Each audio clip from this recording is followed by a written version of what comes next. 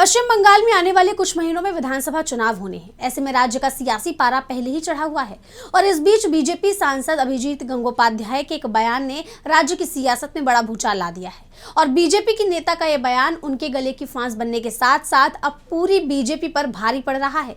तो ऐसा क्या बोले हैं बीजेपी सांसद जिससे मचा बवाल, और क्या है पूरी खबर, देखिए इस रिपोर्ट में। पश्चिम बंगाल में विधानसभा चुनाव से पहले सियासी उठापटक अपने चरम पर है। टीएमसी और बीजेपी के बीच टकराव देखा जा रहा है और इसी बीच बीजेपी सांसद अभिजीत गंगोपाध्याय के एक बयान ने बवाल मचा दिया है।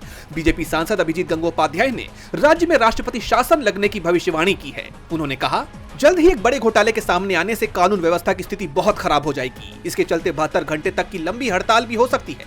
लोग विरोध करेंगे और राष्ट्रपति शासन की मांग करेंगे। वहीं बीजेपी सांसद की इन टिप्पणियों के बाद टीएमसी के नेताओं ने जोरदार पलटवार किया। टीएमसी ने सवाल उठाया कि गंगोपाध्याय के राष्ट्रपति शासन के पक्ष में दिए गए बयान कितने सही हैं। तृणमूल कांग्रेस के राज्य महासचिव कुणाल घोष ने कहा कि अगर गंगोपाध्याय के पास पश्चिम बंगाल में हो रहे किसी घोटाले के बारे में कोई खास जानकारी है तो उन्हें उस जानकारी के साथ सेंट्रल ब्यूरो ऑफ इन्वेस्टिगेशन यानी सीबीआई से संपर्क करना चाहिए। अगर वो पश्चिम बंगाल में राष्ट्रपति शासन लगाने के लिए इतने उत्सुक हैं तो बेहतर होगा कि वो इस प्रस्ताव के साथ संयुक्त राष्ट्र के पास जाएं।